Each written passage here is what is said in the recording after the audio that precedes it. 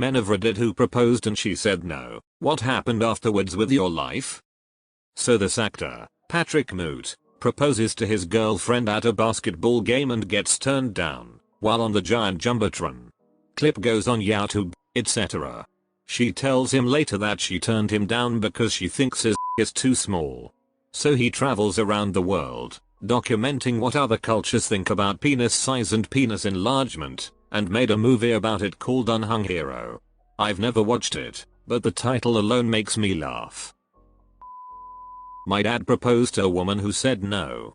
My dad was a violent alcoholic and she said she couldn't be with him unless he got clean. Took him a little while, but he did it. He wound up meeting my mom through a matchmaker and they've been married 25 years. If that woman never said no to him, he never would have gotten clean. It was the lowest point in his life. But it all brought him to my mom who makes him happier than ever. My dad talks to her sometimes. She got married to someone else and they had a son who died from a medical condition. Well, that story went well until the last 6 words. And now we are all counting the last 6 words. She had cancer. I said we should get married because I had full medical coverage from my work. She said no, and over time we grew apart. Haven't talked to her in 15 years, don't know if she died. I know a couple who did just that. He proposed in order to give her citizenship and health insurance so she could remain here and get cancer treatment she desperately needed. They stayed married for about 15 years and he even adopted her son, but they never lived together or were romantically involved. Years later, they divorced when he met the woman of his dreams and wanted to get married. They are all very close friends, with no drama. She lived and is a university professor now. He is in another state with the woman of his dreams. That's actually beautiful. I was a young Marine. I was only home during the weekends, was dating this girl for about a year from my hometown. When I asked, she said yes. Her dad, former Navy, kept saying we should wait. We put it off for a bit longer. Fast forward another year, she dumped me. Father informs me she has been sleeping with a lot of guys, like more than 50 over the 2 years we dated. And was very happy I didn't marry her, and apologizes to me for her behavior. She then totally ghosted everyone including her family for about 6 months. Find out she moved 7 hours away and was living under a house, not a basement. Under a house with her new boyfriend. She calls her mom to come get her. Mother and father ask me to go get her and bring her home. Good times. Good times. This is the story of my parents. My dad asked my mom to marry him several times. She said no, several times. One day my dad asked my mom to marry him yet again. She said yes. He freaked out and left her apartment and dumped her. 3 weeks later he hated his life without her and begged her to take him back and marry him. They were married 9 months later for 16 years until my mom passed from cancer. They loved each other so much and had such a deep appreciation for each other. That was 25 years ago. My dad has not remarried. No one will ever come close to my mama. She said yes as I had a special occasion planned, one of those observation wheels, and I proposed at the very top and we were in our way to a family event, and I had a ring made and everything. Then a few days later she said no. Everything fell apart. I was distraught. We continued dating for a while but it was long distance, other side of the world. When I visited it would be super awkward. Eventually her dad kicked me out. Was flying standby and was stuck in an airport for 4 days. Took me years to recover. Now I am happily married and I am glad it never worked out. I was not in a good place when I met her and her family was super controlling. It would never have worked. The woman I married is super cool and is my best friend. Turned out better than expected. Damn, that's messed up. With them living on the other side of the world, you could say the relationship was upside down. We lived together for another 6 years until she changed her mind and told me that I should ask again. We were engaged for over a year and got married in 1991. We are still married, have 3 children, and are both still very much in love. Why the initial no? Didn't have enough experience. His persuasion skill wasn't high enough yet. Plus he didn't complete the prerequisite quests. My mom rejected my father the first 2 times, lol.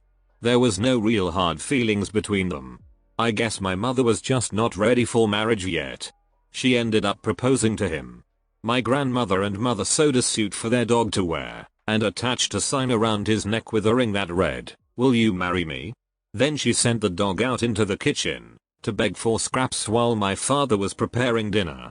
The next thing she heard was a very concerned voice shouting, "Honey, the dog is asking me to marry him." Absolute hysterics. Oh, I have a story about this.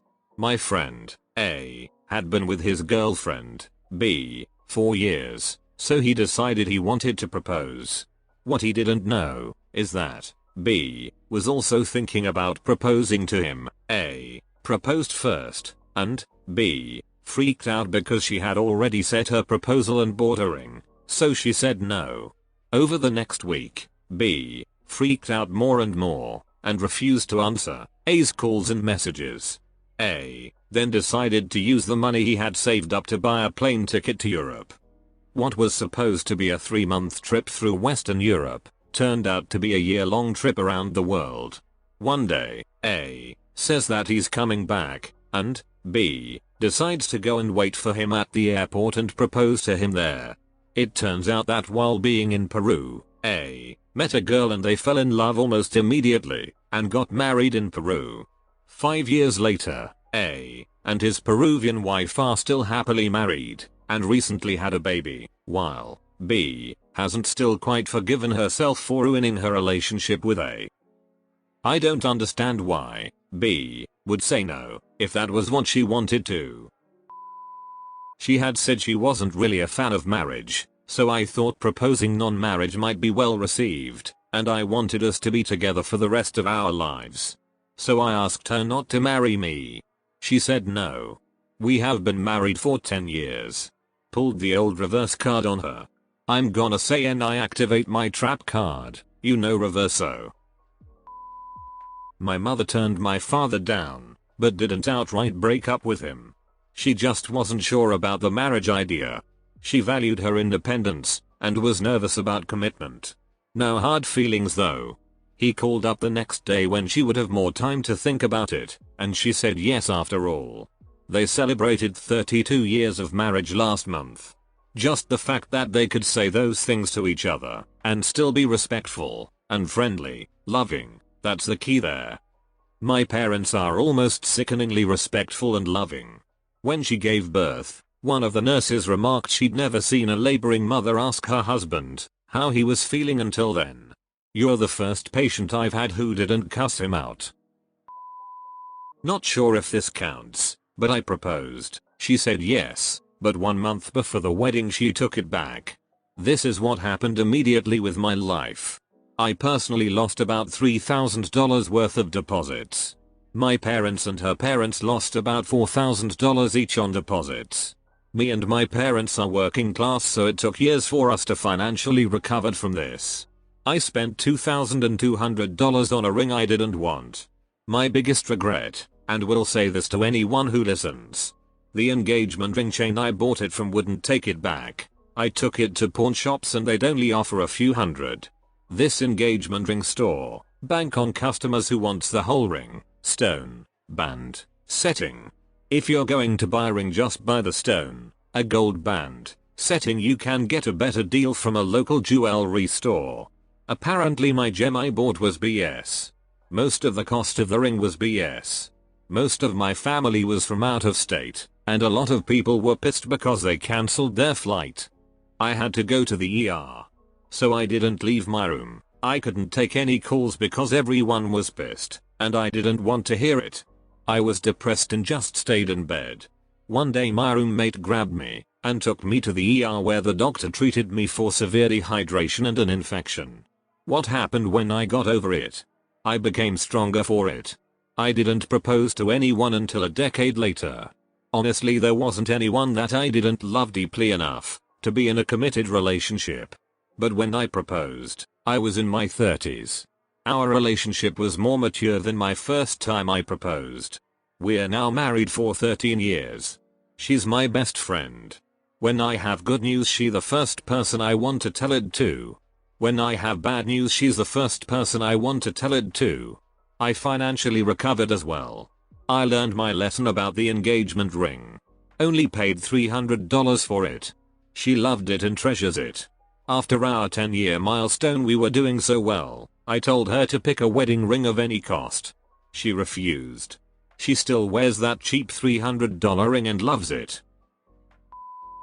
Not me, but a guy I knew proposed to his then girlfriend in a restaurant, made sure to have a friend record it. She walked out when he popped the question, and pretty much ghosted him. He started drinking, found a new passion in gambling, and gambled all his savings away. He ended up living on money of the state, works a garbage picker job now, and almost set his house on fire at least 4 times that I know of, by making food and falling asleep drunk. He was an interesting guy, friendly to some, but the state he's in is just sad. Hope at some point he picks up his life again. Haven't heard of him in years though, so no idea where he is now. Thanks for thinking about me. I'm right here, in Vegas. In a very off-license, off-the-strip casino, about to bet my scrotum on this game of Texas Hold'em I found. Can't lose. Gives a new meaning to Hold'em. I was the person who said no. We had only known each other for 3 months, and he was smitten. I was more cautious. I said no, I like you but it's way too soon. He asked when would be enough time. I said maybe a year. He proposed again at midnight, 1 year after we first met. I said yes and we have been together 8 years now. Edit. I know a year was still not a long time, but we had a long engagement, and didn't get married for another 2.5 years. I was expecting this to go down in flames, but ended up making me smile. Thanks a lot. Adorable story. Very first girlfriend ever. Started dating at 17. After 6 years of dating, I proposed. She said, no, I'm sorry. I asked why. She said, I've been thinking about this for a while but didn't talk to you about it. I found someone else. Then she broke up with me right then and there. I asked if she cheated, and she said no, we're just friends right now. But he makes me happy when I'm with him, and you just don't. You used to. But not anymore. I tried sabotaging their relationship when I found him begging her for nudes, tattled to her ultra-Christian parents that he was twice her age. Which he is, and did everything I could to be the insane one. Finally realized what I was doing, apologized, promised to never talk to her or her family ever again. I sold the ring and used the money to buy a guitar and a boatload of weed, and spiraled out of control for 3 years. Flunked all my classes, got a dead-end job at a construction gig, slowly descended into borderline alcoholism. Couldn't leave the house or go to work or do my job without being high. Gained a ton of weight, let myself go. Finally contemplated suicide. Planned it out with a 20-page instruction manual on how to make it painless, not screw it up, and not hurt anyone in the process. Never went through with it, because I kept getting scared and spending my suicide fund on weed and alcohol. Finally broke down and told my parents all of this. Asked for help. Spent another year in a rehab program with a therapist. Got out and have been clean for 3 years, by this September. And still wake up at 3 AM feeling sick every couple of months for the way I treated her. After having spent 6 years telling her that I loved her. But that's all over now, and all I can do is learn from it, promise to be better, and keep going. So now I'm turning 29 in a week, still living at home with parents, and constantly battling self-loathing and anxiety, while working a job for $9.25 an hour. But I pay my parents $300 a month to stay with them, and I'm going back to school. Taking the minimum number of credit hours per semester, since I'm paying for it out of pocket, and I work full-time, and overtime when I can get it. But slowly dragged my GPA, from a 1.28, to a 2.64, and can start getting help next semester, instead of paying for all of it out of pocket now. I also lost a ton of weight during the pandemic, and weigh just 189 pounds now. In rehab I dropped to 220 pounds, but I was closer to 245 to 250 pounds before that.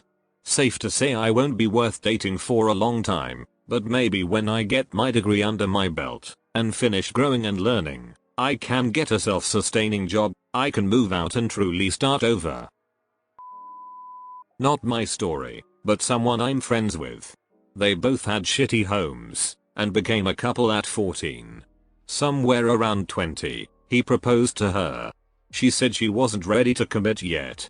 After that he'd proposed to her every year, partially in hopes she would be ready, but it was also kind of a ritual, where he would show her that he's still serious. She would say no every time. In their late 20s, he was done with his studies, she could see the finish line, so she told him she's ready, meaning marriage and eventually children. That's when he gets second thoughts about marrying the only woman he ever had a relationship with, and he wasn't sure if he was making a mistake. They went on a break, she went to the US, from Europe, to do her PhD at the MIT. They drifted apart more, she moved on, and found a new long-term relationship with a partner that's a lot better for her, while he quickly regretted ending the relationship, and started fucking whoever he could find on Tinder, without being able to form a meaningful relationship after. That turned dark real quick.